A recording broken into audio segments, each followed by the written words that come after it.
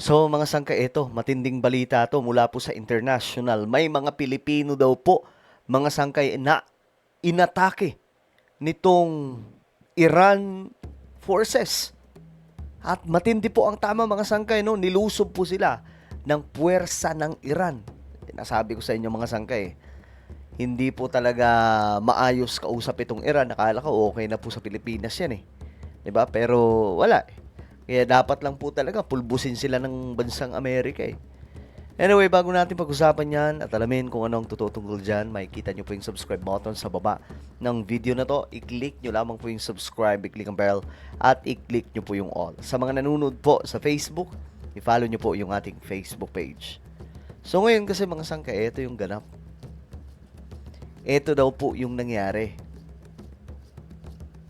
Ayon kasi sa balita, no may mga tripulanting Pilipino ang niyari nitong China. Ay, no, not China. Niyari nitong Iran. Ito, mga sangkay. 7 tripulanting Pinoy. Ayan po ang nangyari.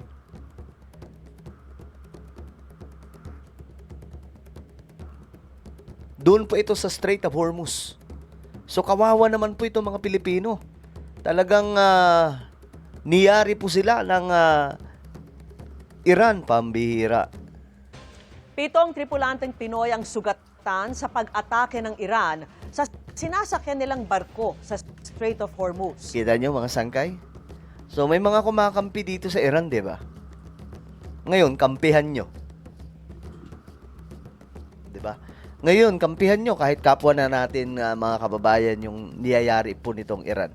Kasi ako mga sangkay, sinasabi ko nga sa inyo, ang Iran hindi po maayos kausap. Mismo nga sarili po nila mga tao eh. Mismo sarili nilang mga kalahi, mga sangkay, pinapatumba nila. Pilipino pa kaya? 'Di ba? Mismo mga kita niyo mga sangkay nung January pa lang nung 2026 itong taon, wala pang isang araw, ilan ang pinatumba nilang kapwa nila Persian? 40,000. Akala mo basura yung pinagrararat-rat nila mga sangkay, pero hindi po.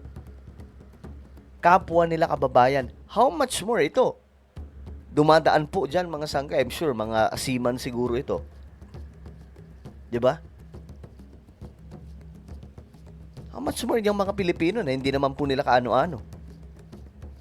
Ang bihira naman. Ang kanilang kondisyon at alamin sa pagtutok ni JP Soriano.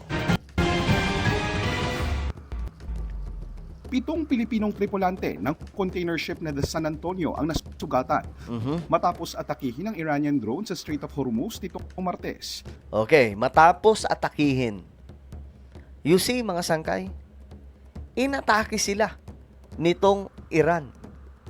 Kaya nga ako pabor ako sa gagawin sana ng Amerika, mga sangkay na pag yung sasabayan nila itong mga oil tanker at mga cargo, mga sangkay ng oil dyan po sa Strait of Hormuz. Aalalayan ng puwersa ng Amerika. Kasi mga sangkay, kita nyo walang kalaban-laban itong, kita nyo anong ginawa nila? Walang kalaban-laban yan. I'm sure naman, hindi naman lumaban yung mga yan. Hindi naman pumalag yung mga yan eh. Pero pinatulan nila mga sangkay. Na feeling nila sila yung nagmamay-ari sa Strait of Hormuz.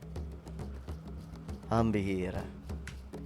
Yan ang kinumpirma ng Department of Migrant Workers.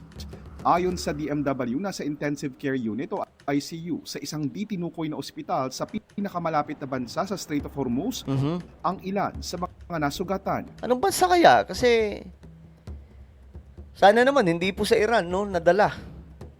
So nasa ICU daw po. Ibig sabihin, delikado yung sitwasyon. Pambihira talaga. Nagtatrabaho lang yung mga kababayan natin eh. Di ba nagtatrabaho lang yung mga yan? Kita nyo ang ginawa ng Iran. Ligtas naman daw ang kalagayan nila. Ayun, very good. Because merong explosion on board, yung drone attack, merong burns gas inhalation in the process. Tatlo, in more serious condition na minomonitor din natin ngayon. Ang So ayan po. So sana na ano na po yung mga kapamilya nito para hindi po mag-alala, no, kung sino man ito mga sangkay. pag-ataking ito ng Iran sa ilang barkong dumaraan sa Strait of Hormuz nangyari 2 araw bago sabihin ni US President Donald Trump na nagkaroon daw ng very good talks o napakagandang usapan ang Amerika at Iran na maaaring mauwi raw sa isang kasunduan para matigil na talaga ang digmaan. Okay, kita nyo mga sangkay. Ang matindi dyan doon po sa nangyayari ngayon, kung tutuusin, wala na po dapat silang pag-atake na gagawin. Kasi pinapalabas pa nga po nila na nakakalabas naman daw po na maayos itong mga cargo ship at mga oil tanker dyan po sa Strait of Hormuz. Diba okay daw po? Lagi ko yan naririnig mga sangkay sa mga opisyal ng Iran.